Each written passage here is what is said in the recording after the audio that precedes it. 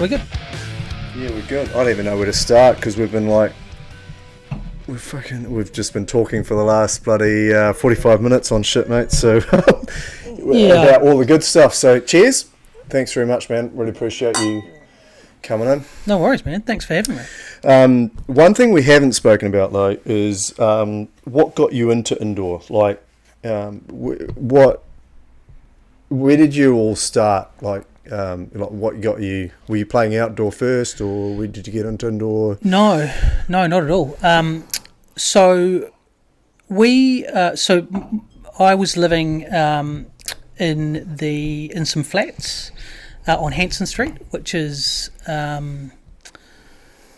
pretty much behind Wellington Door Sports when it was in Hall Street. My mum used to work at the RSA, so she was away. So she worked quite a few nights down at the RSA in Newtown.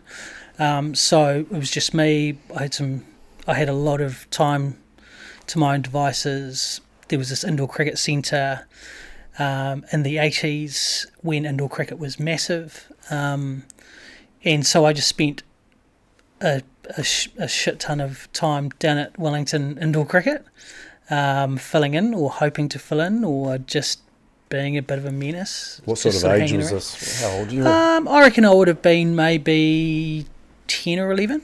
Wow. So just sort of hanging out. It's where Billy the Kid came from, because I was the kid that was hanging out, like trying to scab games. So yeah, that's me. I lived, I literally lived at that place. I spent more time in those show buildings than I did in my house, probably. What did you can you remember the feeling of the first time you sort of saw indoor, or you're sort of around it and around the sport and watching it or playing it? Like, can you remember the feeling of it? No, not really. What attracted you to it? It's funny because I mean, you've spoken to bots about this and a few others about just sort of, I think it was sort of a club for lost souls a little bit. Indoor cricket sort of attracted people who were looking for something, whether it be, friends, camaraderie, similar beliefs, or just sort of looking for, lost family. Like I was living with just my mum. She was away a lot. I didn't have any other, close family that I was spending much time with. So, I was just looking to sort of fill a void, really. And I mean, I don't, I felt like I was getting more attention and more love from spending time with a bunch of random strangers than I was getting by sitting at home, twiddling my thumbs, trying to figure out life. So, when I managed to fill in a game of indoor cricket, it's sort of, it was almost a feeling of acceptance. I don't think I was doing an awful lot, in those indoor cricket games, but it, it filled a void. So yeah, I don't remember the feeling of first being introduced to indoor cricket, but I do know that it made me feel like I had a purpose. I remember watching a lot of indoor cricket, and whether it be good or bad, and I I got some parental figures from people in my earlier days, like Hanger and Evelyn and Jim Brown and people like that, who were working at the indoor cricket centre when I was just hanging around looking for anything, really. Mm. So yeah, it was I mean, I don't necessarily think that I was learning indoor cricket. I think I was just learning the environment, how to interact with people and stuff like that. And I was I was a young kid, just open to being influenced and learning. Mm. So Just bring this up a little bit closer, mate. All right. Yeah, that's it. Yeah. So, and that sort of just grew and grew. So you played just more and more cricket indoor at Wellington indoor, and it just grew and grew. And then you started playing a little around the Colts, and where did that sort of eventuate? Well, I mean, come through? I don't. I mean, I guess I just lost some years there. Like I. What do you mean? Don't What do you mean lost? Well, I mean, I probably started out sort of hanging out at the indoor centre, at the age of maybe 10 or 11. And I think maybe by the time I was 14 or 15, I had some ability. Like I must have been playing Colts at 14, 15. Maybe I was possibly playing men's. I think 95 was my first World Cup. I was 17 when I got picked for that in the men's team. So, I hope I was okay at 16 or 17, before I was getting picked. So, but between, between the years of 10 and 14 or 15, I was just bowling, I was bowling and batting and fielding every day. And I was really lucky to have real good mates like Samuel Bone and Dinger and stuff like that, who would also be looking for something to do. We were cricket numpties, we had nothing else. It's not like girls were attracted to us or anything like that. We were literally just going to indoor cricket, eating a couple of pies, bowling at each other after school every day. That's all we did. So talk me through that, because you start off from 10, 11, 12 years of age playing a little bit of cricket, and you must have had some sort of natural talent about things, but in the space of 4 years, nearly 5 years, you're playing for New Zealand men's. So something special must have been involved there, and I might not get the full story out of you, mate, because you're a pretty humble guy and you don't like talking about it too much. But something's happened there along the way where you've picked up some pretty special skills. Like, where's that come from? Oh, I just think it was overexposure. I literally had nothing else. You just did it I just every day for probably every day for what felt like 8 years probably. I lived in Hanson Street. It was a 1.5 minute walk to the centre. Easy. And I had nothing else. I was pretty shit at school,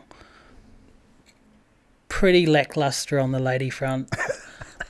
I just had this indoor cricket centre that was literally in my backyard. And so, and like I said, I also had really good mates who also played indoor cricket. Yeah. And so, those Wellington Indoor Sports Colts teams that we had, like Colkey and Sam and Scrappy and Garrick and Hansel and stuff like that. We just lived for it, man. We just literally every possible day we would be at that indoor cricket centre and loving it. And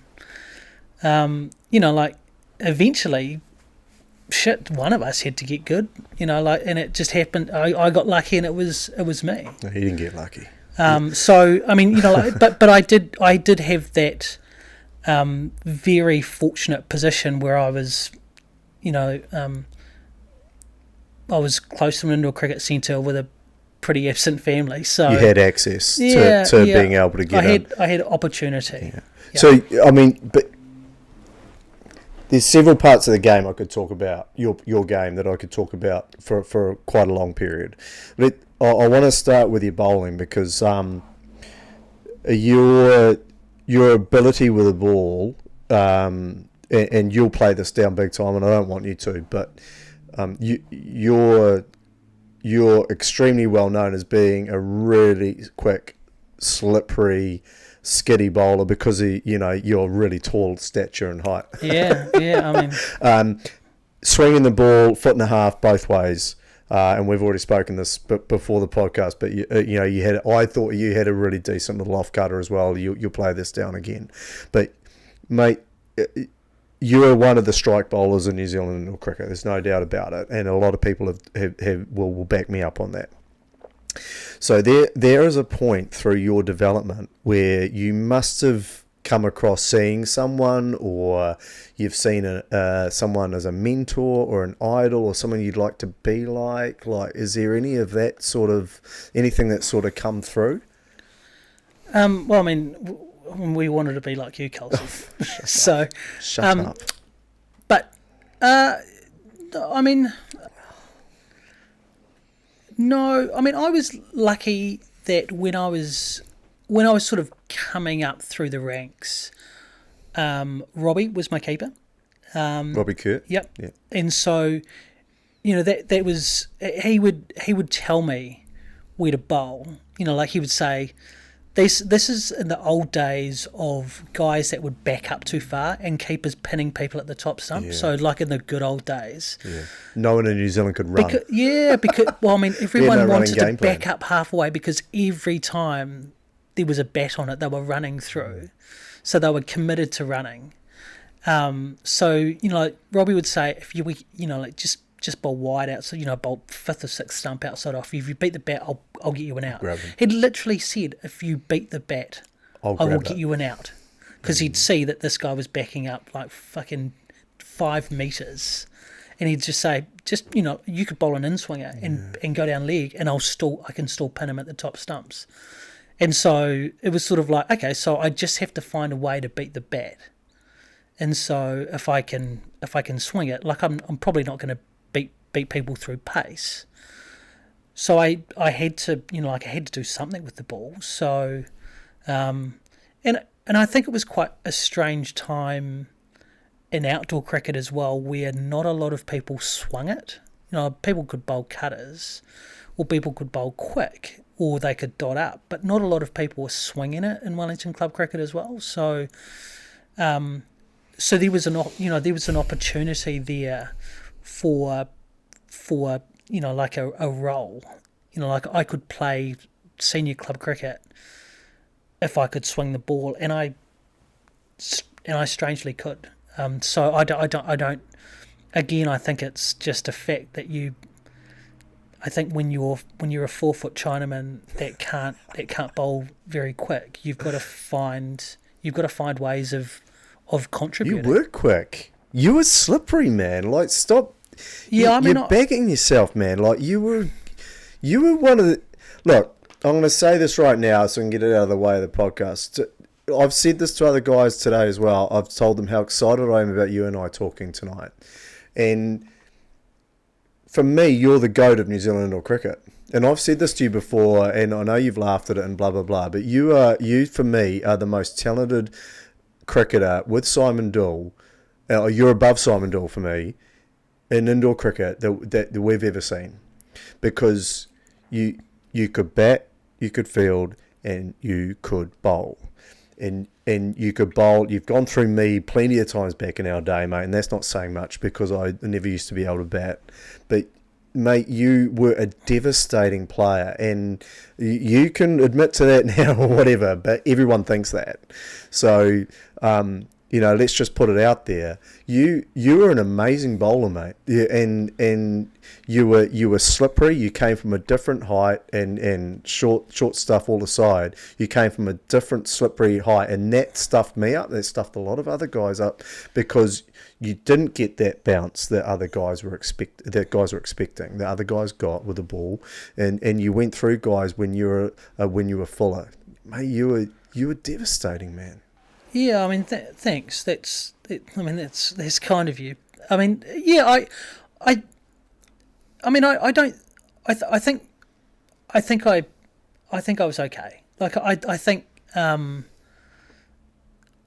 think you're right. I think I was short and skiddy, and I was lucky enough to have a really good keeper that said, beat the bat, I'll look after you. I had a really good front, I had good front court fielders. So, like I think I knew what I was trying to do. Like having a plan helped.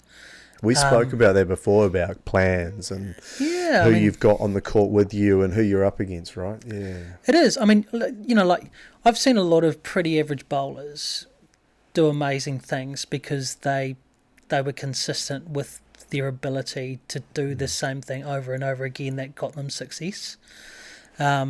Like I'll be honest, like I thought there was some Aussie bowlers that were, like you'd look at them and you'd think, shit, that's not a Clinton Chug. That's, like there's some average bowlers there. Like I thought Millsy was, like he was a crazily effective bowler, but not, like if he was in New Zealand, we would have laughed at him, and he wouldn't have been as effective. But he bowled amazing areas, right? He bowled amazing areas, and he was consistent with it, and he had a good front court to back him up. He knew how to get wickets. He's smart. Yeah. He's real smart. Yeah, and that's and I think that I made I'd like to think that I made the most of good setups, and having an idea of where I was trying to bowl it more often than not. Yeah, not always, but I think I knew, and I think I captained quite a few teams, like at club level. So I also got to bowl to weaker batsmen. Like just knowing when to. I've got someone I play with right now who will remain nameless, who's a captain at the moment, who tends to bowl towards the weaker guys. Yeah. Like sometimes people would say, I always thought you bowled 5 and 9. It's like, well, not when I see this guy come in. Like it. It might be 9 and 13. Yeah, sometimes you just got to, I'm just going to save a couple of overs for this guy. Well, I'm going to have this guy bowl 5. He's going to get a strike 2 at the last 2 balls, and I'm going to bowl strike 3 first ball. Why are you bowling a 6 over, Bill? Oh, just trust me on this one. Just trust me. You've been blessed with keepers for you, because you had Robbie Kerr, and then you had one of our best, really good mates, Mark Colkin, as a keeper. Absolutely. Wow, and what an amazing bat as well. Like when I'm wearing our 2002 World Cup top, first time I've worn it in 20 years, and it still fits a little bit. And it looks like it's been stretched out. It's been stretched out a little bit.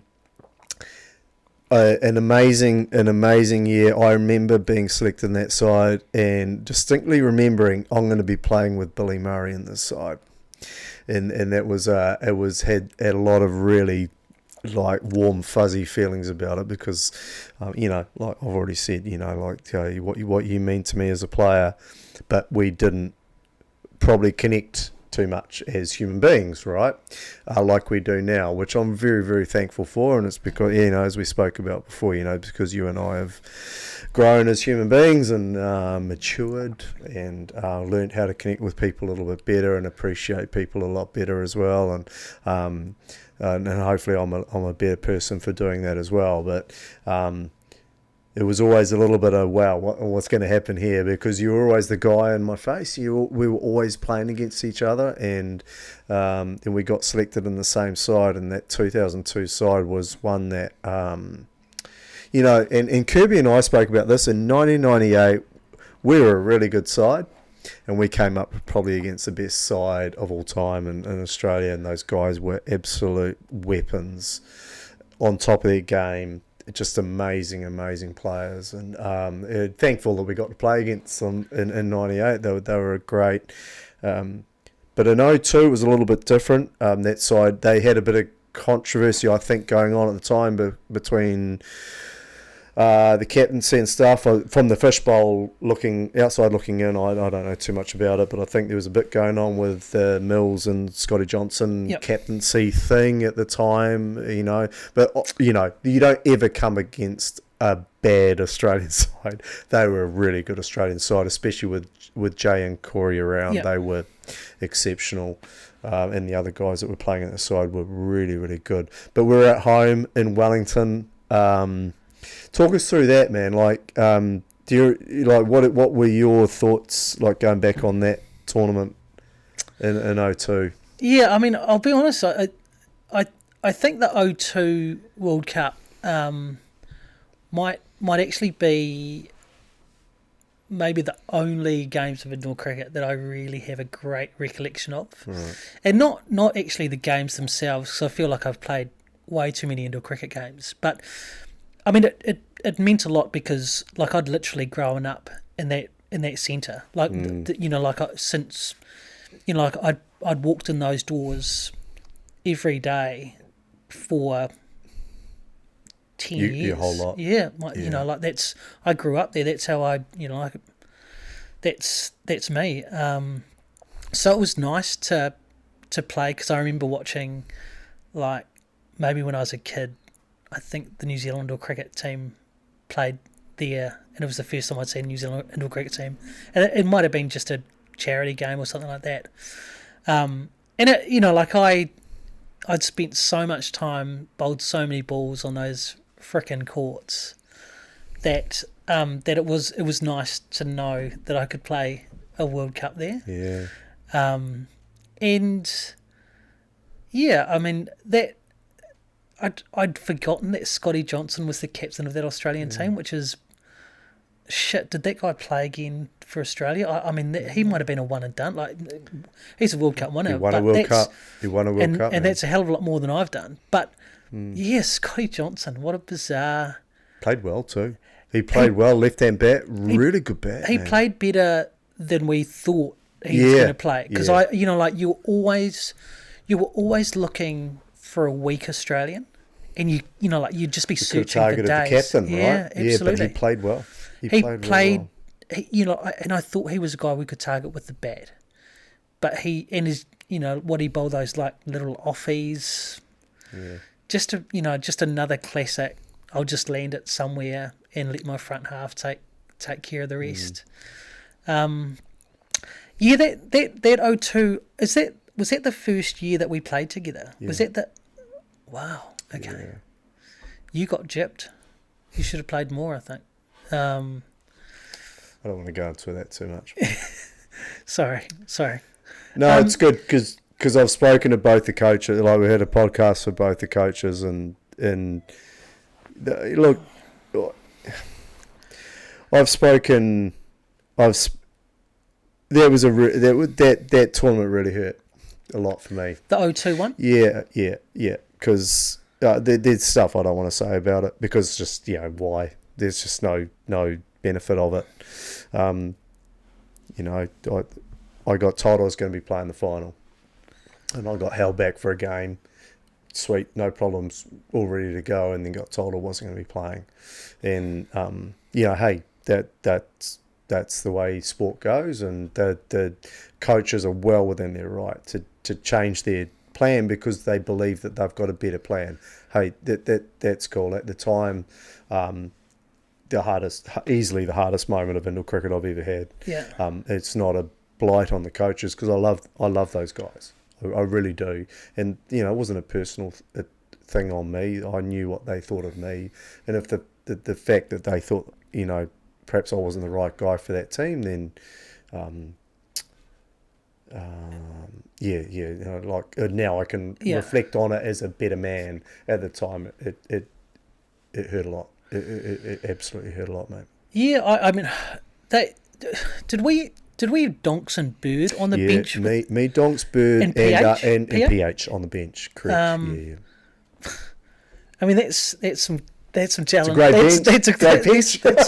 Good bench. And it says a lot for the guys who made the 8. Yeah, and those guys would have given it their absolute all, And if we come off with that win, I would have been. I would have felt like we were a part of a winning 8, no doubt about it. What a side, though. We had Orchard Brothers opening up, Ewan Colkey third. Oh, my God. Like, you guys were sublime. Like, there was no doubt you four opening up for the top 4 were just...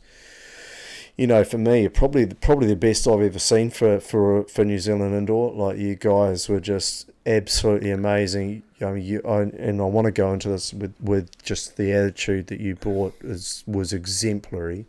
And we had Leon Obber first, who could have come off. They definitely had the X factor to be able to come off and really, really go well. And Corey had, man, Toddy, Toddy and I have had just an amazing podcast, and him and I, again, we're another connection where, him and I weren't all that close as players when we were around, but him and I now, I feel like if anything was ever going wrong in my life, I could just go and call him up and just go, hey, mate, I just need to have a chat.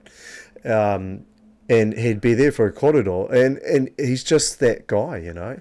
And I feel very, very close to Corey now. And, you know, what he achieved in that semi-final was playoff game, semi-final, whatever you want to... We just look at it in awe. What he achieved in that was unbelievable. And for him to get selected in a final was like, well, yeah. I mean, he just blew them away in the last game. How could you not play him in the next game? Yeah, that was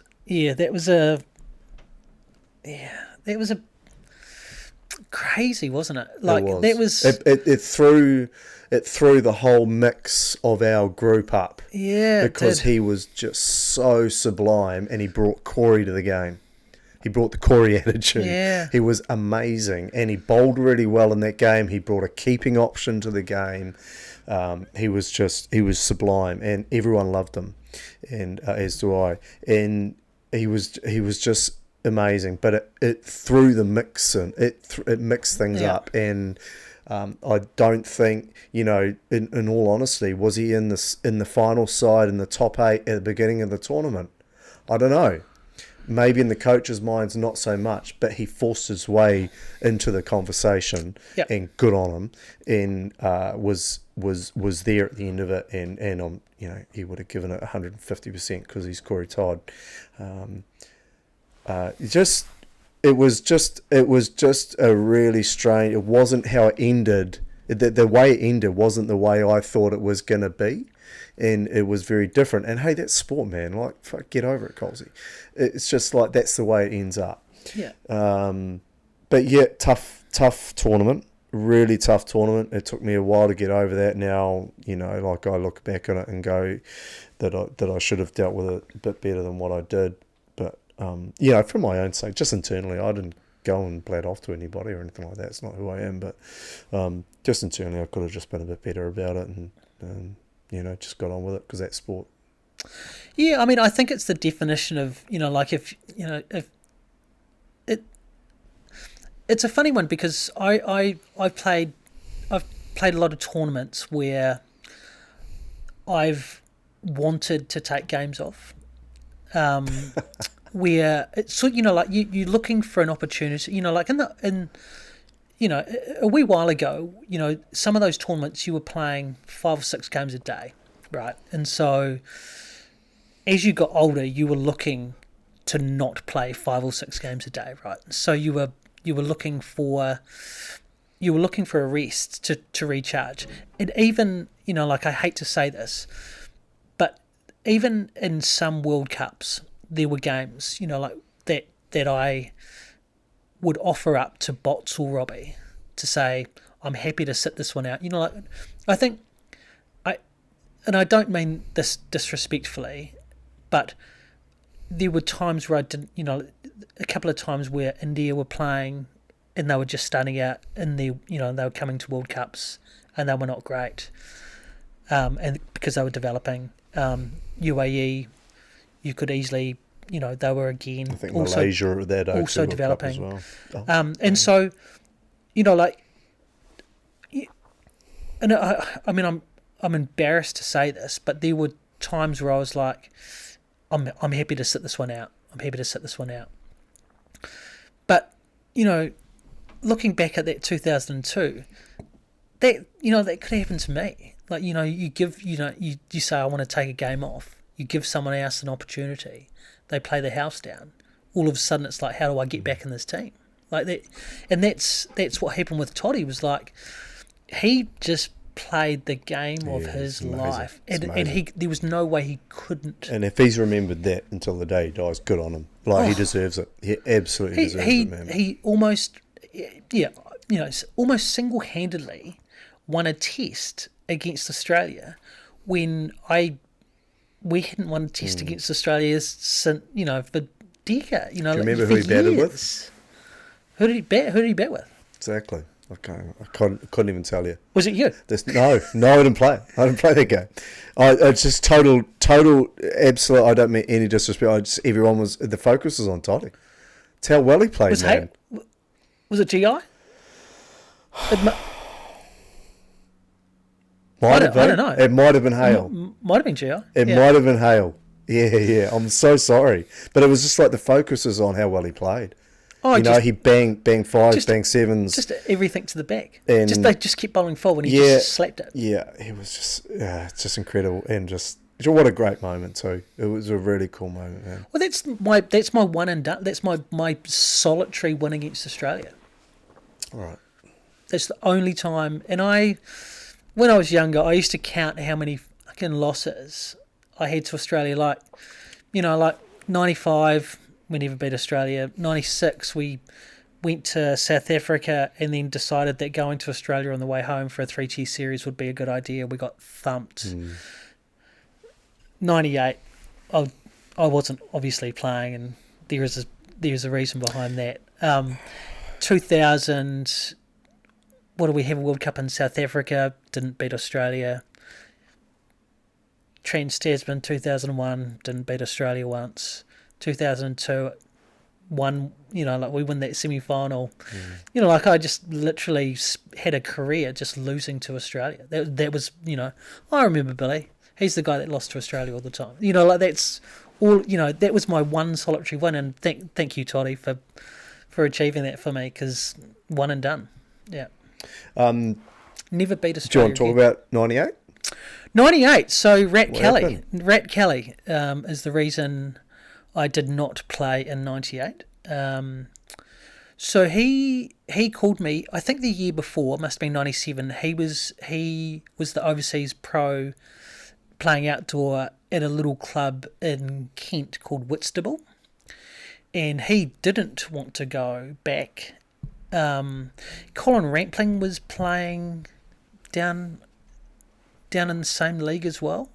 I think Leighton Morgan was also playing in the same league for, good man. I want to say Broadstairs or something like that. So there was a few Wellingtonians all sort of floating around in that league as well. So Rat didn't want to go back to Whitstable, so he called me and said, are you available? Little did I know that he was just sort of stitching me up so that he could field point for New Zealand at the 1998 World Cup. And all of a sudden he makes his debut at the 1998 Are you joking World about Cup. Or is that honestly how you No, I didn't see it like that. No, Yeah, shit, right. no. But it's funny that this guy, So he'll be laughing about this this. guy Lee Brilliant. Kelly, sort of goes, you don't want to go over to England. You don't want to go over to England for the off season, do you? And I'm sort of like, off season, well, the indoor off season. And he's like, no. So I pipe over to. So you win. Yeah, and you missed out in the World Cup. Yeah, I mean, like I. Would you have wanted to go to Melbourne? This is. I mean, we talked about this at the start. Like I loved playing for New Zealand, but I was a 21-year-old trying to figure out whether or not indoor or outdoor was The pathway. was the thing for me. So I'm extremely glad that I said yes, because this is an experience. Like this is the first time I'd left the country by myself. Huge opportunity to hopefully further my outdoor career, lack of. But all of a sudden, and now Rat Kelly's Rat Kelly. He's the big dog. So he probably owes me a drink. Actually, he doesn't owe me a drink, because You owe him a couple of drinks there, mate. I'm sure he's probably brought me his fair share of Heinekens. It was, you guys were blessed in Wellington with, I spoke to Robbie about this as well. There seems to have always been, there wasn't a great depth of indoor cricket, of indoor players, of talent in Wellington. I don't mean that disrespectfully. Just like in Auckland, we're blessed with a lot of players, right? A lot more than the rest of the country.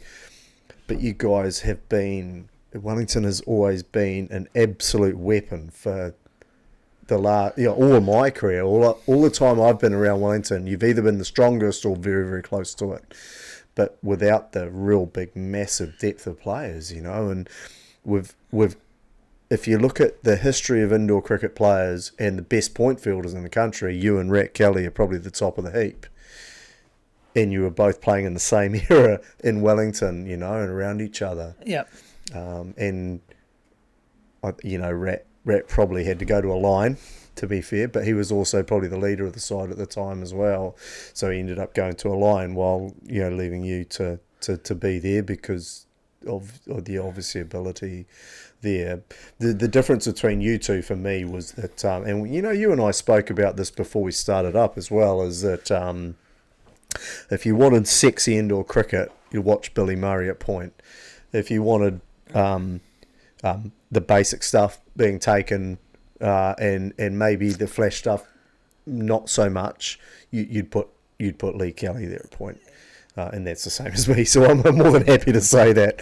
And New Zealand indoor cricket has been renowned, and I want to go back to this, what we were talking about before, is New Zealand indoor cricket has been renowned for, if you wanted some really flashy stuff and watch some sexy indoor cricket, yeah, you could probably watch New Zealand players play. If you wanted to watch a team win a World Cup, yeah. I mean, you know, like, and this is, this is just my own personal opinion of how I saw things play out. Well, there's a reason why I brought this back up. Of my career. Is that very point? Like, I think we were, you know, I think we were the victims of our own success a little bit in Wellington, where because of the valley, you know, like that valley side where Bird, Stu Potts, Nico, Bats, Digger, those guys, they were so exciting to watch. They were amazing. They were Don't forget Craig Foster. Craig Foster. I mean, those. Don't forget Ian O'Brien. Amazing. Those. I mean, that valley side for a decade were just. You know, they were awesome. They were the best. They were the best club side, and shit, maybe even provincials. You know, like we might have had, you know, 8 of those Valley guys in the Wellington team. You know, and then a couple, you know, me and Robbie or something like that. But I think the problem with that is that they were really good at playing against players without really good running plans. Like, they got really good outs in the front half because people would bunt to them and run, and they would, you know, flick it to the top stumps when they could have easily just given it to the keeper and run it out at the bottom. But it looks so good, and so all of a sudden you like, this is the New Zealand way of playing. Like, we were really flashy, and we were really good at getting outs that we probably didn't deserve to get. But we also missed a hell of a lot of outs that we should have got. And I think we got, you know, like, we missed more outs than we actually got. And that hurt. But we loved it. Like, it was such an awesome time to play indoor cricket, because it was awesome. It was fun. Like, it was, you know, this is in the days of, like, people just getting hyped up, like overhyped. And we were looking to make things hard for ourselves so we could get a freaky out. And we loved it. And we just didn't put enough care and attention on getting the basic easy out. You know, like, we just didn't give it the respect that it deserved. So yeah, I mean, it felt like the golden era of New Zealand or cricket, because we were just doing things that were just incredible. But it's sort of, there's something about you know, you're enclosed in 4 walls, man. You're in a cage environment. You know, it's 2 versus 8. Like, there's a lot of emotion and shit that comes out of you, right? There's no time back in those days to look back and go, yeah, man, just grab the ball, take it in your ride, take two hands, and just easy service back to the keeper you're taking out. Like that's how we think now. Like all seriousness, but back in the day, it was all hype. And Kirby and I spoke about this, man. It's like we all just thought it was the rah-rah and it was the blocking and it was the get in front of guys and whatever it was. Yeah. And there was the nasty chat, and it was about whatever you could do to get inside a guy's head to be able to get the win. It's just like you couldn't. You'd be really surprised now if you came back on court, and I bet you could. And it's just not like that anymore, If you hit a guy in the face accidentally from a slap, you'd be straight out to him and say, "Hey mate, you're right, you okay?" There's a care factor, but there's still the competitiveness, and it's not that the sport's got softer. Guys are out there to win and take the win. There's no doubt about it. But there's not the focus on how can I get inside this guy's head, to take him and drill him into the ground. And I don't, it's just I used to be a part of that, but there's just not there anymore. Yeah, this is an interesting subject because and I will apologise to anyone that I may have offended. Me too. During my time playing indoor cricket, and there will be more than I care to name. But I think I was talking to Sammy a few weeks ago that I sort of feel like my ability to not care about being a dick made me a better player. Like I was happy to play, the bad guy and to go a little bit over the top sledging, because I thought it gave me something that I needed. Like I thought, I think there were a few of us at that point in time who were very good indoor cricketers, but I thought that if I could just get under people's skin a little bit, it might give me a little competitive edge. And I was just looking for something a little bit more, like I was prepared to be the baddie. And I said things that I deeply regret now to people who are probably very nice people. I'm one of them. Yeah. Oh, sorry. Carl. I think I'm sorry. But I get. It was. When a lot of people are at a relatively similar level, like you've got to, you got to look for a competitive advantage somewhere. And I thought sledging was it. Yeah. And I was a kid, right? So, I never thought that, I never knew what the term offensive is or disrespectful or anything like that. I don't know if I meant to be disrespectful to people. I think I was just trying to get a competitive advantage. Yeah, I don't think any of us were meant to be disrespectful. I thought it was all part of the game. I think anyone who stepped on a premier court, especially, and I don't again, for any other lower grades around, I think it was all part of it where we thought, well, if you show weakness, if you're someone who we know, and you guys looked at me straight away, and we spoke about Luke Woodcock before, like he was my bunny bowler. He was a guy. Luke Woods. Luke Woods was like, wow, like. If anyone was going to get wickets again, it was going to be Luke Woods for you guys, back in the day for Wellington. And he went through me a lot of times. I remember one game we played at Petone and a Robbie Kerr centre, and I actually batted really well and didn't get out. And I distinctly remember you at point, Colesey's learnt to bat. And it was like the first game of the tournament, so it meant nothing.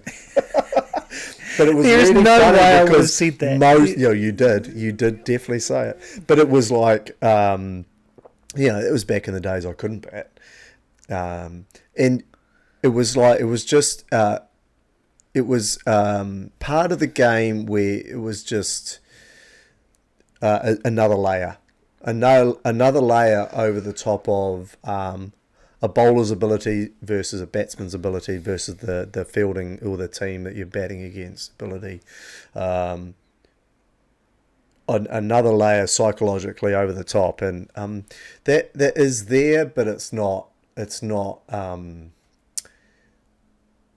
really thought of anymore. I think you're better off now as a player focusing more on your own game and doing the right. If you bowl in the right areas, you trust your teammates to be able to execute and out, you'll be fine. If you go in the right areas, you don't need to be really talking to the guys because they're probably going to create some outs, and there's not that hostility anymore to create other extracurricular stuff happening on the field.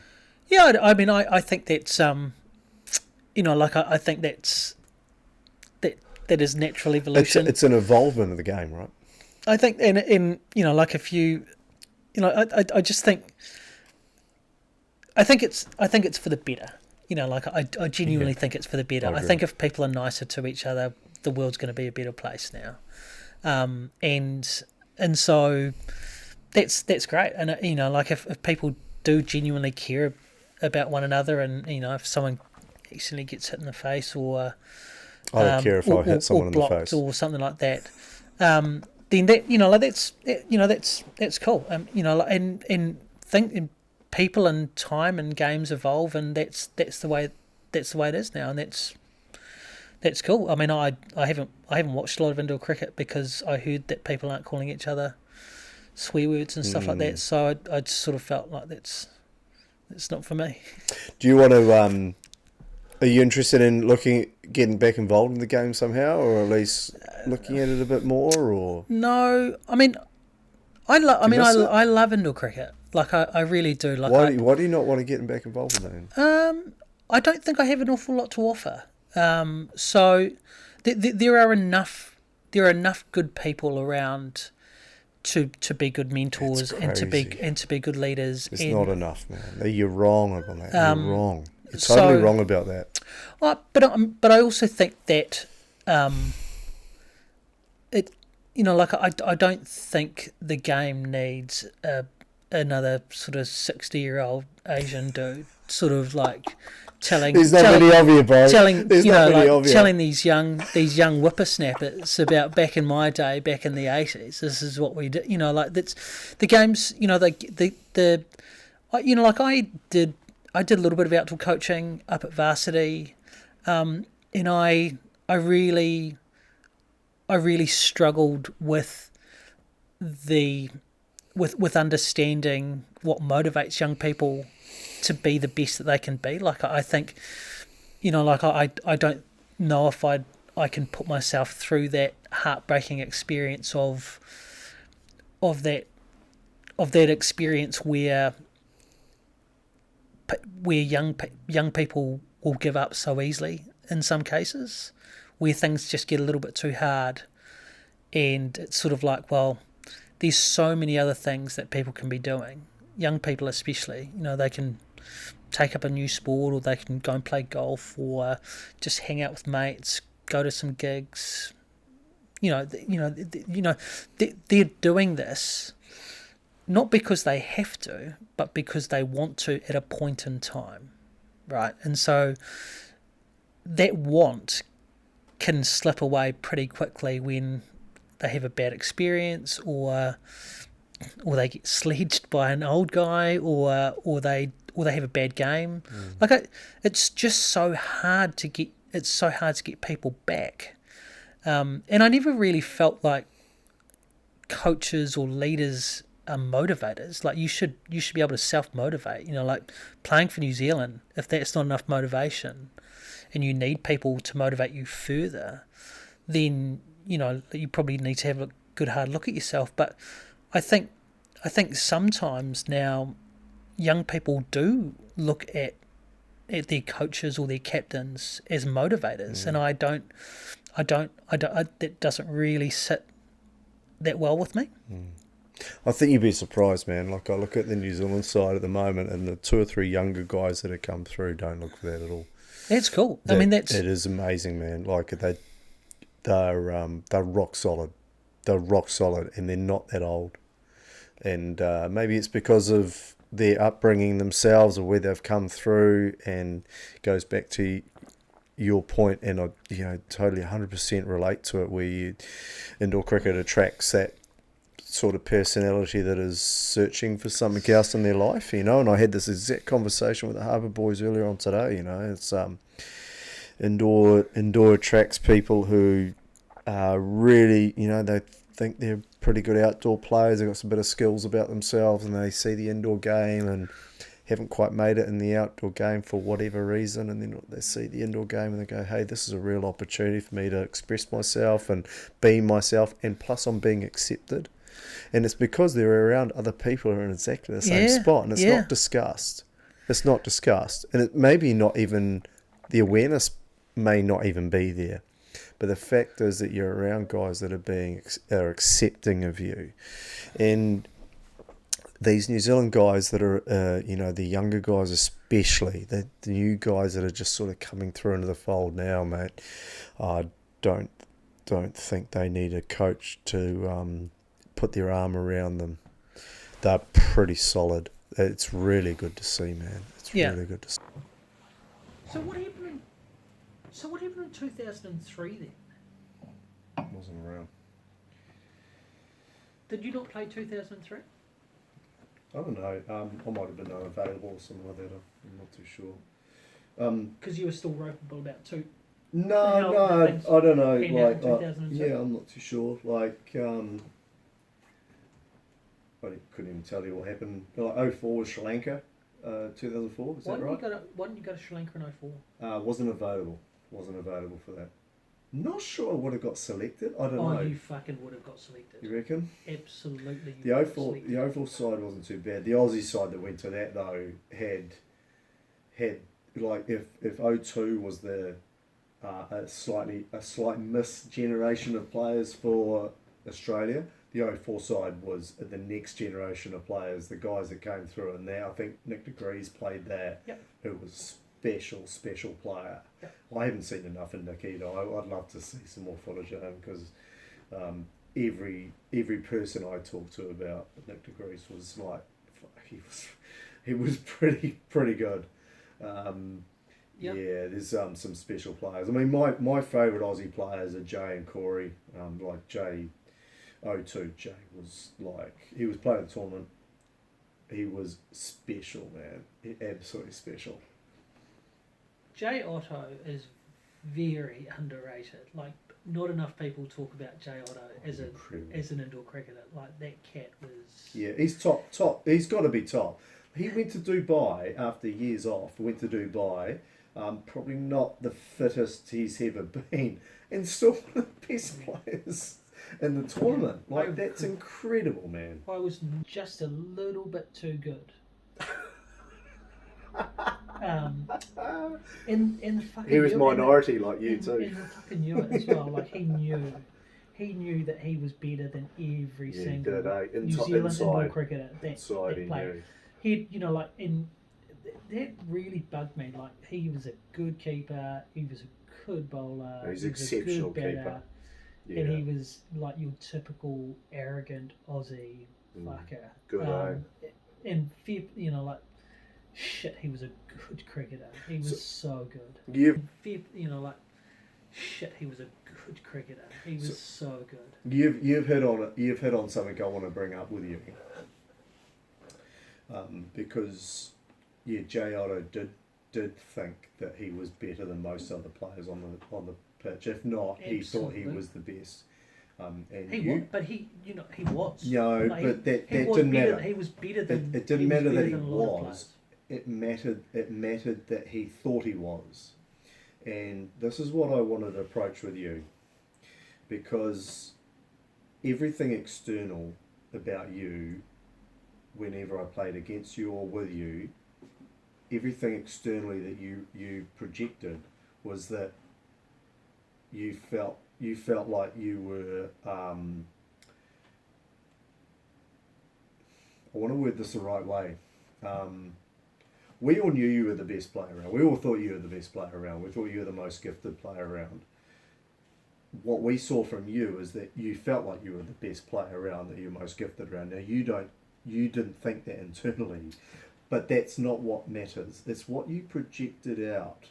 What made you think that was a box tick for you that you think you needed to do? Like what sparked that? Do you think? Playing, like I did think that I was the best player. Like I made sure.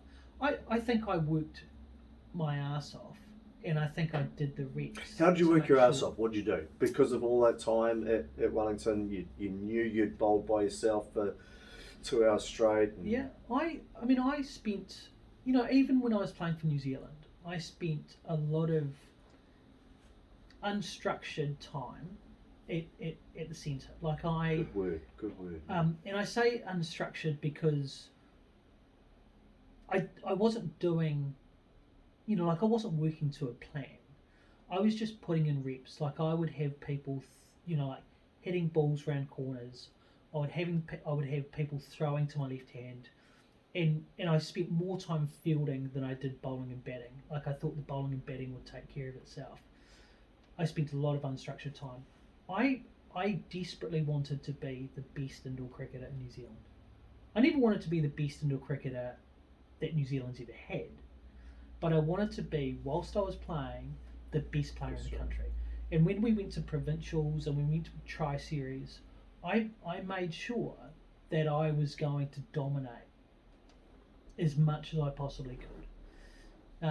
That's not to say that it was, like not every tournament I went to plan, but I think I got a lot of allowances by just, by showing a little bit of bravado. And people got, I think, like I got intimidated by people like Toddy and Wayne Anoka and Keith Anoka and those guys.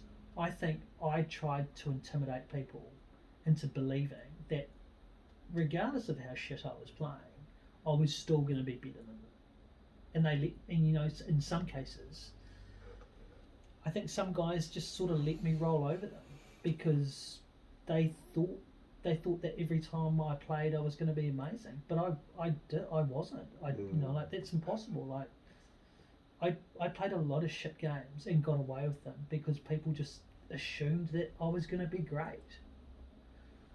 And that's because I believed it. Like I believed that, and like if I continually said, I'm amazing, people are going to start thinking, shit, this guy can't do anything wrong. I'm amazing, people are going to start thinking, shit, this guy can't do anything wrong. I did a lot of things wrong. It resonates a lot. Resonates a lot because I feel like almost my whole career I felt like guys have batted against me and just given me way too many liberties and allowed me to go, and I'm probably going to do myself a detriment if I'm going to try and play this level for the next couple of years. But guys have just let me bowl where I want to bowl. It's not happening so much now. I can't get away with as much now. I need to be right on my game, which I will be. But yeah, right, man. Guys just sort of shit. It's Colsey bowling me, and it's just like. Yeah. You play on that, and you absolutely. It doesn't mean that you.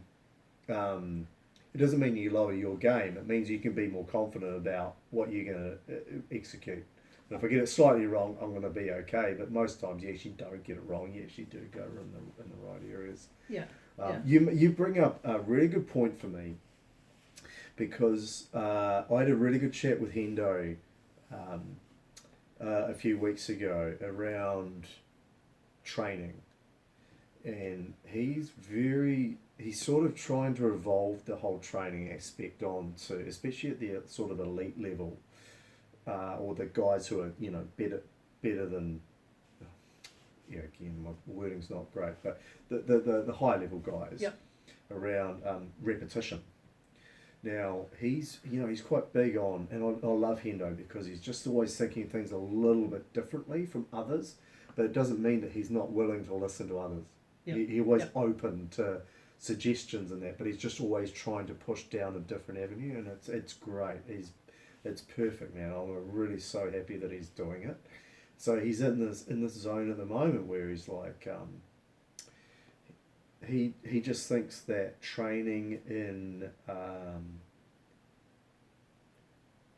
doing things 100 times in a row, does that really make you a better player? Or is it better off that you're doing things 20 times at 100% and just getting it right? And getting the feel right, talking about feel, and then you could go and do a game and you could execute right. Now, for some players, I reckon that could work really well. For me, who's not so talented in certain parts of my game, I do need that repetition. And this is where I think, and I didn't bring this up with him, but I think that some players actually absolutely in his thought pattern actually work really, really well, where they're at that level where they can just do things 20 times at 100%, bang, bang, bang, bang, and then get out and move on to the next thing. For me, like if I want to feel the best I can at point, I probably need 100 balls hit at me at point. I just feel it, just get it right, get the feel right. Then after 100 balls, I just get into the motion, and then I'm in, and then I could go into a game. You know? Yeah. I mean, I have seen what he's doing for New Zealand or cricket, and I trust and I believe that Hendo is going to be smart enough to know and understand that not everyone is going to learn the same way. And that's the great thing about Hendo is he's a smart guy. Yeah, he is. And he knows how to get people to do the things that they need to do. So I think, there is no right or wrong answer with regards to is it short sets of reps with 100% intensity. Different, right? Everyone's different, but knowing that everyone is different and knowing who is going to benefit from the 100 reps at an easy pace versus the 20 reps at 100 at a high intensity. I think that's the goal there, is knowing that not everyone is the same and quickly trying to figure out which ones are falling into the 100 rep bracket and which ones are falling into the 20 rep bracket. And he's a smart enough guy to figure that out. And so, and making sure, I mean, the problem with indoor cricket in my generation was that we had a lot of individuals that were not the same, and we had team practices where everyone would do the same thing, and that was, it doesn't work that way.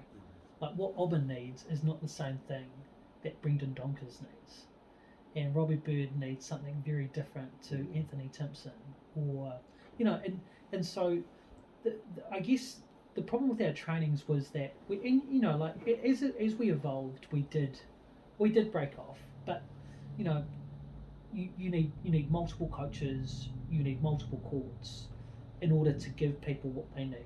You can't all be doing different things on one court. So it's just it's a very hard training environment to have structured. You've got to trust individuals to be doing, almost lead it, to be doing it, almost themselves. lead it, right? Yeah. And be open, and be aware. They've got to be. I think you've got to have self-awareness as to how am I best going to learn, and be honest about it. What do I honestly need to work on, and not be arrogant and say I don't need to work on anything, but be be self-sustaining enough to know what it is that is going to get you over the line. And it's a very it's a very hard thing to do, but that if we're going to beat Australia in World Cups, I think we've got to be really disciplined in the way we learn and the way we get better. Because we at the moment, certainly when I was playing, we just didn't learn well, and I don't know if we really gave it its respect and its due. We never had the ability to access video of how we'd played previously, or we never had really honest debrief sessions where we could own where we were not so good, or where we think we lost it. I mean, for a lot of my, like for a lot of my losses to Australia, we were losing by large margins. So, it's going to take a lot of debrief. So to sort of fix the to fix the wrong. Sorry. So yeah. I mean, it's you've got to really be quite quite detailed and quite strict on how you pick what you've got to learn. There's two coaches I've played under that start going down that path of being a little bit more player led coaching, with just their take, just their input from the outside looking in, rather than having them structure the way they think you should be playing, outside of your own field. Yeah. I don't know if I'm wording that the right way. So Rob Boyston in 06, which is probably he was the first time I got to play with Boyston, and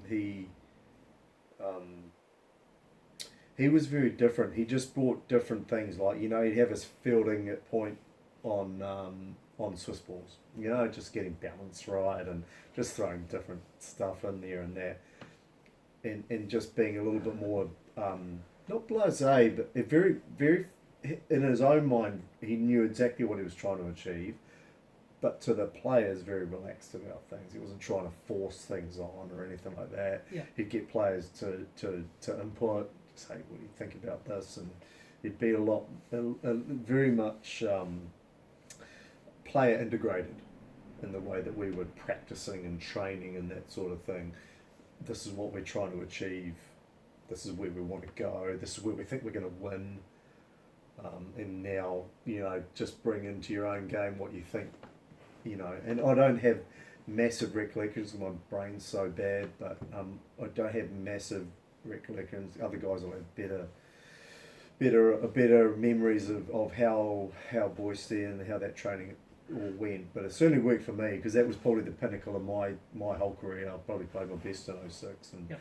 and batting especially, because it was always my fault. I just could always bat, and you could hide me in the field, but I still could always bowl and hide me in the field. But I actually batted in that tournament, so that was a really big win for me.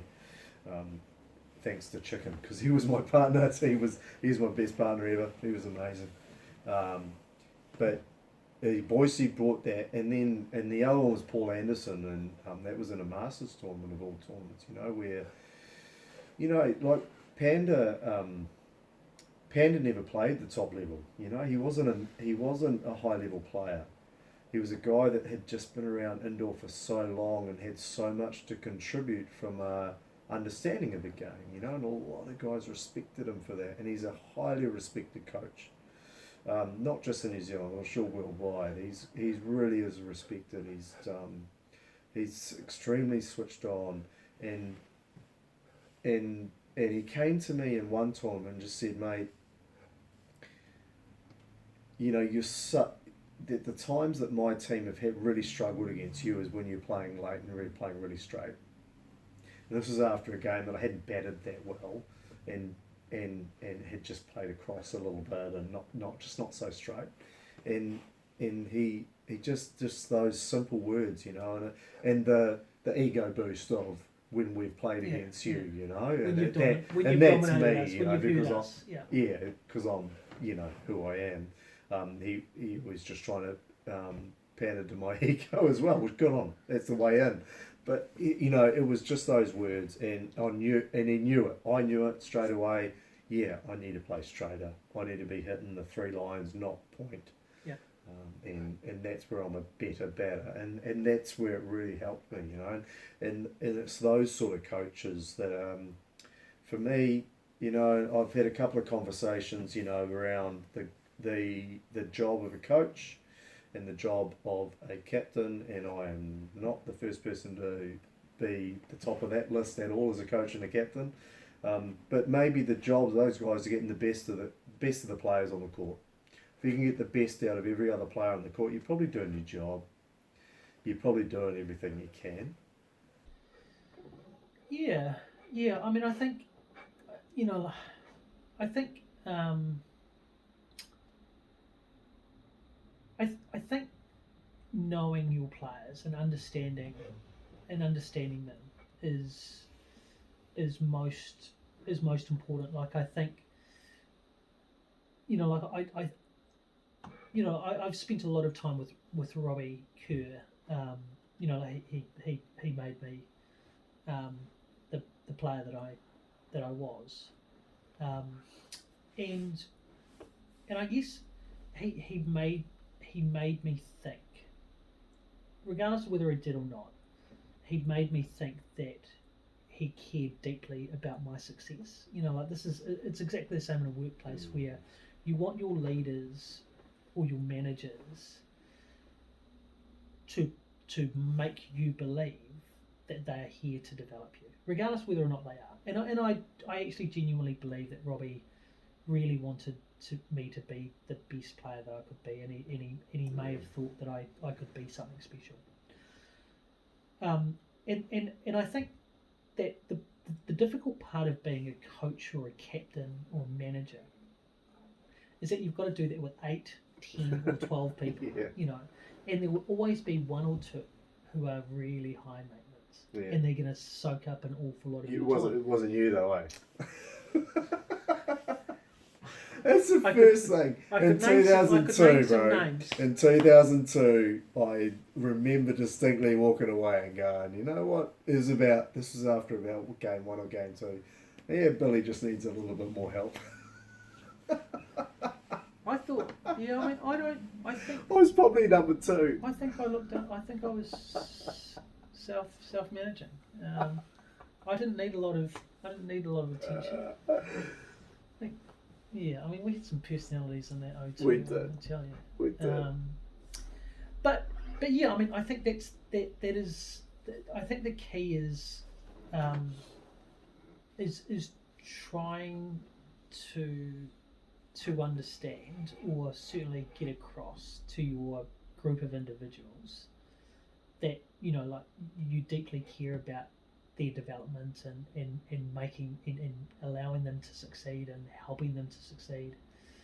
And it's not always possible in a relatively short space of time, and some are going to be harder to get through than others.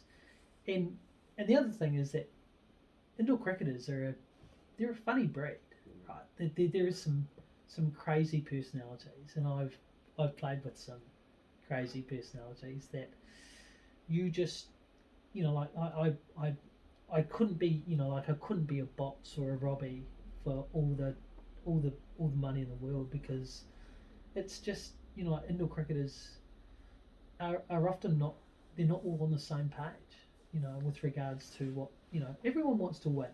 That's the only thing that they're on the same page on. But you could go around the room and say, how do you think we're going to win tomorrow? And they're all going to give you, you could get 8 different answers out of 10 people. Yeah, that's right. This is what we need to do. When we have those when we had debrief sessions about another loss to Australia, and we sort of said, why did we lose? We didn't bat well. Someone else is going to say we didn't bowl well because they batted well. Some are going to say we missed too many easy chances, but like no one's actually going to say, we lost because we weren't good enough, or we weren't disciplined enough, or we didn't do the basics well enough. Like you'll just get different answers over and over again, because I don't know. I mean, it's a team full of individuals. Like Noakes said the other day. You've got a lot of individuals that all believe that their job is more important than their teammates. Maybe someone opens, maybe someone bowls 5. Maybe someone's a keeper, and they all think, like I'm the difference between us winning and losing. But collectively, that's the difference. Like you guys, all 8 of us being on the same page and being honest with one another is the difference. and it's really hard in the New Zealand environment because we've got some really different personalities, and you've got some with egos and some without egos, and we've really, I think, in my time, we really sort of struggled with being honest as to why we were losing to Australia, and why we just couldn't get over this hurdle. We're also, we're also light years behind them. Like, we shouldn't take away from the fact that Australian teams when I played, they were awesome. Like, your '98 team, that Australian '98 team was awesome. I thought they were pretty damn good in the '95 World Cup when I was a kid. They were pretty awesome in '96 at home in Australia, when we'd already sort of spent 2 or 3 weeks in South Africa just drinking. Yeah, I mean, I've not played. I don't think I've played a bad Australian side, and we can beat ourselves up as much as we want. But shit, we were just we would, they were playing. We were playing checkers, and they were playing chess type situation. It was sort of like that, but we also didn't really help ourselves an awful lot because we didn't really want to be critical on ourselves as to why we were losing. There's some key differences that have changed a little bit in the last 4 or 5 years of New Zealand indoor, which have been really pleasing. One is that I think the focus has been not so much on how Australia's playing, but it's on how we're playing. And are we playing to the best of our ability and being accountable for just being the best 12 players that we can be, and I think that's been really pleasing. And the other thing is that we're playing New Zealand style of cricket, because for so long we were going, down ups, we're going to get better at that. '98 we were not running very well at all, getting run out a lot by Webby keeping, and because we just didn't have a running game plan, we didn't have communication. Like, me and Rocky had batted 0 times together. I love the guy, don't get me wrong, it's not his fault, it's my fault. But we just didn't have any communication. It's like, if you play into cricket the way we're coaching you to play into cricket, you should all be the same. And it's just like, well, no, that's not really the way. We need to have some feel and communication between each other, and it's just we didn't have a running game plan, and Australia were down upping, and the only guy in New Zealand indoor cricket who was down upping was Robbie, and we didn't even recognise that he was down upping. We didn't even go, oh yeah, no, that works, eh? It was just like, we all just look at Robbie and go, oh fuck, thankfully he can bat well. What a great batter, God, we're so lucky we've gone to bat, and but we didn't actually recognise why he was so good, and maybe we should replicate that.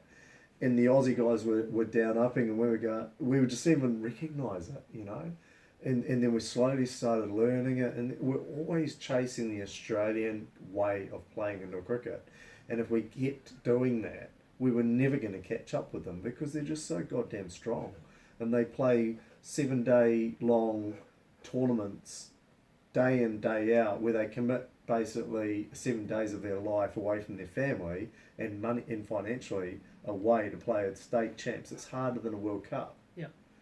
So they go and do that, where every game is tough, and come against New Zealand and go, well, of course we're going to beat you.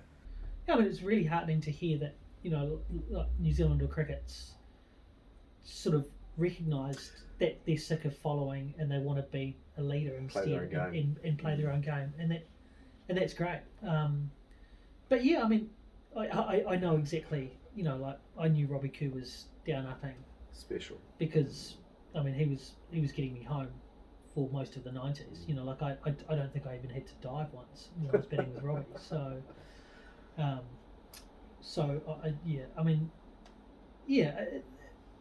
it's it got a bit it got a bit tiring. I mean, I think we weren't, we weren't even following Australia. I genuinely, that might be a little bit harsh, but we weren't even, like, I almost feel like we were either too naive or too arrogant during my period to recognise or acknowledge the differences between Australia and ourselves. And we didn't have access to video. Like if we look at how the world's panned out now, like you've got, was it Matt Latham, Matt Henderson going over and playing in the Australians? We've got players playing in the Australian environment. You've got bots who I think coached in the Australian environment. So in my time, like that was what Australia were doing. We had no access to that. What we were doing, we had, like we obviously knew what we were doing. But, like the world's changed to the point where, like you're now led into those backroom, conversations as to how Australian indoor cricketers are going to play. Like if we weren't learning now, then that would be an injustice. But before we, we didn't, we had no video footage of any of those Australian champs. We didn't even have footage of when we were getting beaten up by them or anything like that. I don't mean to be negative about how things sort of played out. It just really hurt the fact that we never, in my time playing for New Zealand, we never really got close to Australia. And I think that if we had, like if I knew now what I knew then, not just me, but everything, like the ability to access footage of their matches, of their players, of their weaknesses, of their strengths. I would hope that we would do something about it and make some plans accordingly. But we just didn't have the the access or the maturity or the plans to sort of put into place. Like I lost I would say it felt like I might have played like 40 tests for New Zealand, and it felt like 20 of those were against Australia, and I lost 19 of those 20 tests against Australia. So, like it doesn't hurt so much now, but it fucking hurt. It hurt a lot then. Like knowing that we were just constantly behind the 8 ball, and we had no way of it felt like we had no real way of learning how to overcome that barrier. Tell me about the first time your first test, man. Do you remember your first test?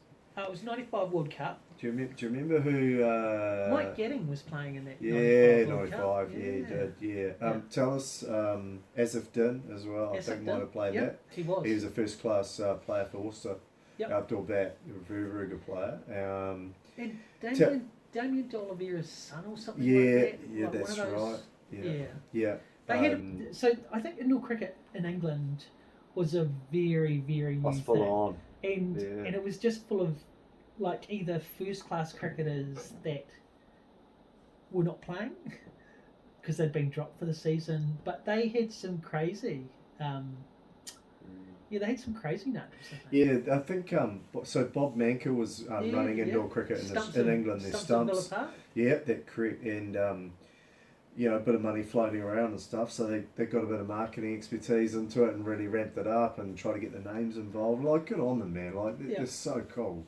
Do you remember the first time you got presented your shirt and the first time you sort of put it on, or none of that, eh? No. I what the one thing I do remember about the 95 World Cup, I think Goon might have been a debutant as well. Yep. But Bunge was on that tour as well, eh? Yeah. Dave Russell. Was that was it Snake got injured like a week before? Greg Matthews? Was it Greg Matthews, or I think it might have been Greg Matthews got injured like maybe a week. But Alan Wilson and Aaron Mills, I don't know if this is a true story or not, but they won like an Australian lottery like a month before that World Cup. Oh, You right. might want to just fact check. Yo, the fact check it. But I think Aaron Mills and Alan Wilson. I think a couple of those Aussie guys won some sort of Aussie lottery before, and fuck, they had a great time. You know, like they were beating people, and they had a really good team. And you know that they were playing a. Webby played that one too, eh? Yeah. Yeah, because he wasn't going to play the '98 World Cup, and he got pulled in Because he'd through already, an injury. He'd already won his World Cup. And then he came in, and then he ripped us up and got played a tournament in '98. Yeah, crazy.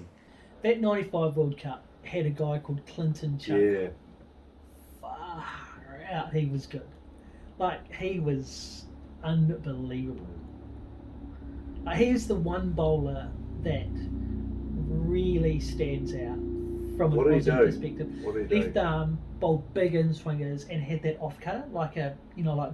So he, Quick fins. Yeah, A quick Scott Finlay. but Finns didn't swing it like Clinton Chug swung it. Like, it was frightening. And like, I think he might have bounced me in a test, and I've never smelt a cricket ball quite like that. Like I was like, shit, this is a different level of cricket. What balls did you use at the '95 Burleys? At '95 Burleys, right? Yep. Wow. Because we were still using pivots Burleys here. were sponsors, Were we still using pivots here in '95? Oh, like I said, I think different centres used. I don't remember using pivots in '95. Right. I still can't remember when we transferred over. Oh. I needed Burleys when I was playing more than I needed pivots because I thought I could swing, and Burleys, you know, they cut a bit more as well. So pivots were good if I was playing against someone that couldn't bat and I was trying to hit them. That was quite fun. But otherwise, like when I was playing, you know, like when we were playing for New Zealand, like I preferred to use a Burley because I thought it gave me. I thought I could bat against a Burley, and I thought a Burley could help me beat the bat. Yeah. Yeah, we had a good chat about the pivots before. The thing I liked about pivots and the harder ball, and sort of half of me wishes we went back to them actually, is because they really encouraged guys to want to bowl fast, and having really quick bowlers, and not everyone could do it, but having really quick bowlers in indoor cricket was exciting. It was an excitement factor for the spectators, for people to watch. Like you would gather around to watch a couple of overs from the real quick guys running around, and I think that the switch to Burleys, you know, for the guys who could bowl, it wouldn't change too much, except that you probably weren't as hard to face, but you'd still do some pretty good damage. But if you got hit by a Burley, it wasn't as scary. Well, if you got hit by a pivot, you'd be out for the tournament. Man, like it would take your leg out. So you didn't want to get hit, so you were a scarier bowler to face against. Yeah. Whereas if you got hit by a Burley, oh, okay, you've hit me. Oh, yeah, well, I'll rub it off and I'll be okay, right?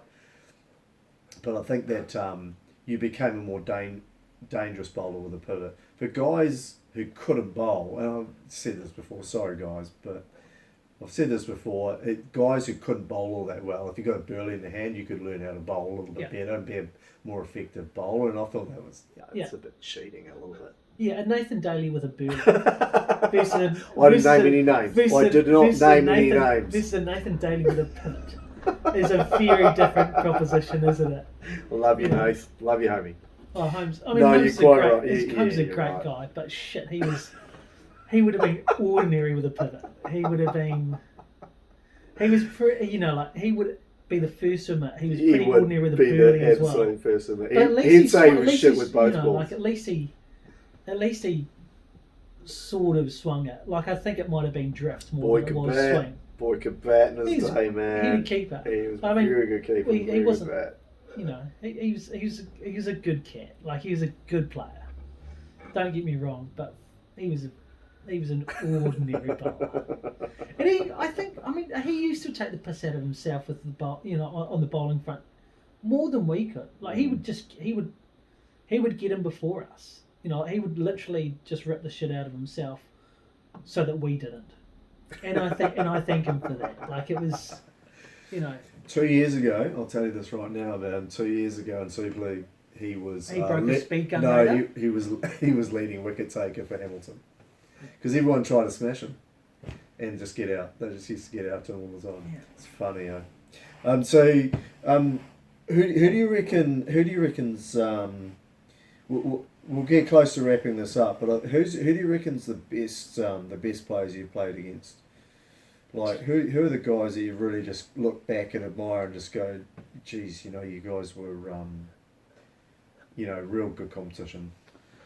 Like Rob Fitzgerald from Australia is the first one. You've got Del Muir was pretty impressive. What was it about Fitzy you like?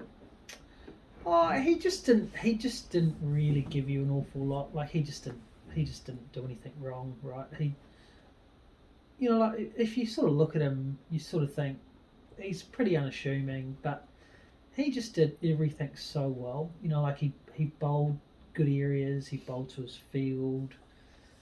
He, like I don't know. I'm still trying to figure out what he was doing with the ball, but he was getting out. Like he in the field was amazing with the bat. Couldn't fault the guy. Like he was, and it was just relentless. Like every game he played against us, he was awesome. And it looked so effortless for him as well. J Otto, like he was crazily good. It's strange. A lot of people talk about Vinesh Bennett.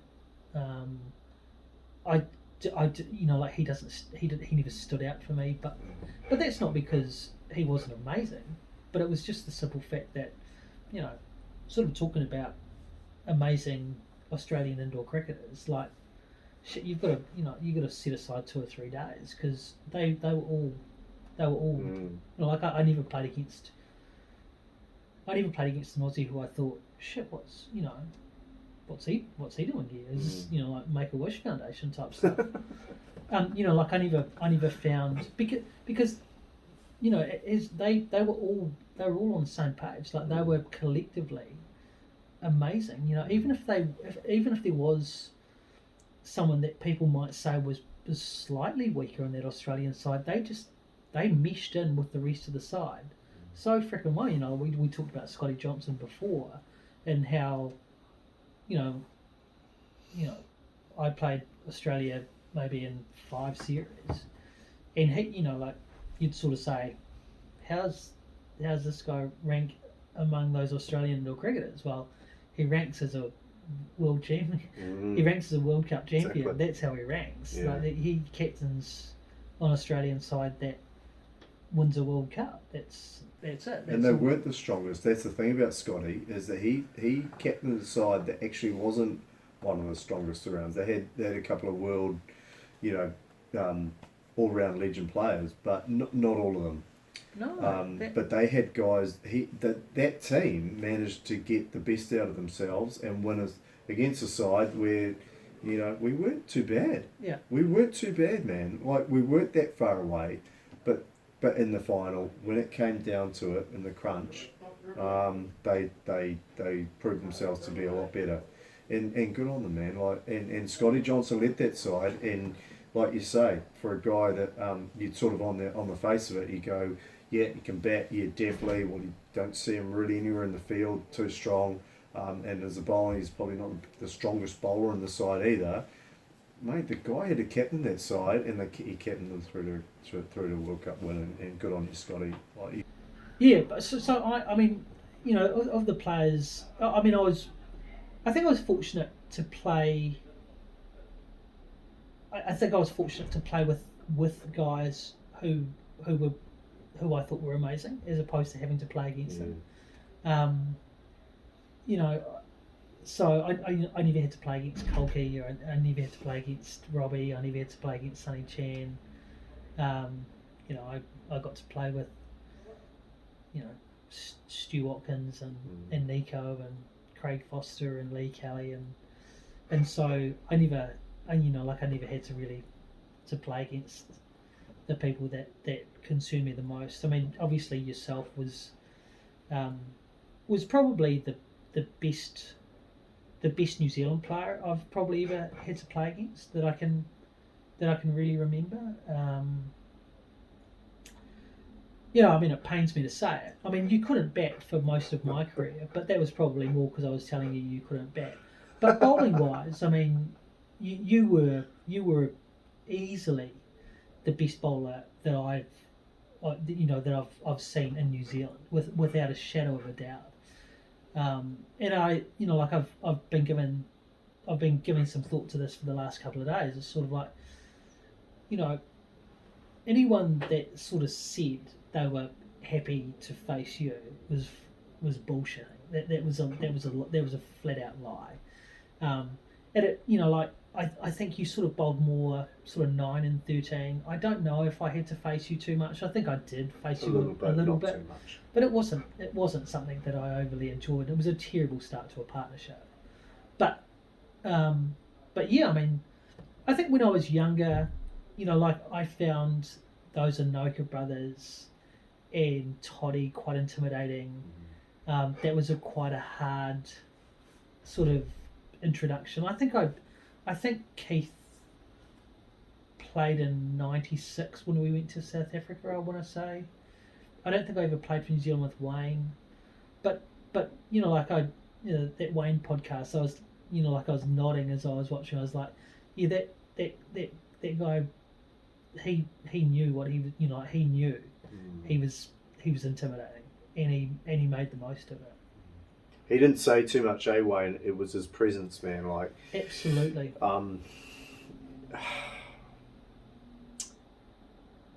I don't know, man. Like, it was just different. It was just so different, and we touched on it. He was just like, I'm gonna do my job on this court, and you guys can well better do as well. Like, that's what I expect from my teammates. I'm gonna be the best out here, but if you're not, and it was all that I brought it up, and I sort of hesitated to bring it up a name like Michael Jordan, but it was that same mentality. I'm going to be the best on the court, and if you guys aren't up there with me, then I'm going to have it. You're going to answer for it. Yeah. And it was captain. Wayne said himself that he was no captain. He was no leader in that regard, but he was a leader in other ways and perhaps could have been. And new times and better ways of doing things. He could have been a little bit better about it, but this is one of the reasons for this podcast, man, because I want people to understand how good Wayne Anoka was. Yeah. He was the best player in New Zealand in 1987, 88, 89. Not a shadow of a doubt. Chris Harris was playing in those days. Wayne was on the same level as Chris Harris. Yeah. 3 years later, Chris Harris was playing for New Zealand in the World Cup in 92. Wayne Anoka was one of our best ever. Yeah, he was absolutely unbelievable. Absolutely agree. I grew up watching this guy play. He was a role model. He was fucking awesome. And so, but I also I quite liked his attitude. His attitude. He made sure that people knew he was there. And he, I think I played against Wayne a couple of times, and probably more than a couple of times, and I thought I was pretty good, but he made me think that I was not. He was one of the few people who sort of made me think. Shane Baddock's another one who I think sort of put me in my place and made Shane me think, Baddock's a freak. and made me think. I was like, I'm the fucking man here. But when I played against a few guys like Bats and Wayne, I was sort of like, yeah, I don't know if I am actually as good as I say I am. And Toddy was another one actually, hell of a nice guy.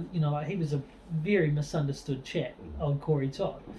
because he's quite intimidating. But you know, he's another guy that made me think, am I really as good as I think I am? And then you sort of get to sort of play with him, and he's like, oh, this guy's soft. You know, like he's just too nice a guy. You know, like he is a way nicer guy than I ever thought he was going to be. He's a fucking great guy. But when I was playing against him, I was like, is he gonna stab me? Like, is he actually gonna beat me up? He's more likely to make me a cup of tea. You know, like that. He's that nice a guy. So, yeah. I mean, there were a few guys that I played against that made me question my own ability. And it was quite interesting to hear Wayne on your podcast, because I thought he came across exactly how he came across to me when I was having to play against him. He was just going to be one of those guys who was going to make it really, really hard for me. And that's what you want in your indoor cricketers. That's what you want in your athletes, right? You want athletes that are going to make it really hard for the person on the other side of the fence. Yeah. Mate, let's wrap this up. You're amazing, man. Like, I just want to reiterate, I think, you know, for New Zealand indoor cricket, there's not going to be many people who are gonna be too upset at me saying that I think you're the best New Zealand player that's walked the court. I believe that. I think you're amazing. I really hope you get involved back in the game somehow. I've had a chat with Rocky Robinson today. Because his son's back, is playing men's indoor now, which is just amazing. It's got him back motivated to be part of the sport, and it's just you know, guys of the generation that we're all, you know, sort of a part of. You know, it's really important that we're still part of the sport, and I hope you find a way back in, man, because you'd be absolutely accepted back in. You do have a lot to offer, and I want you to have a think about that, man, because thanks a lot. Cool, man. It's been great having you on. It's been good to catch up. Let's do this again, man. I'm looking forward to seeing you play tomorrow. No, you're not coming down and watch me play. It's simple. You'll be laughing at me on the side. Oh, it's not different from me. Thanks, man. Right, awesome, bro. Love it. Thank you, bro.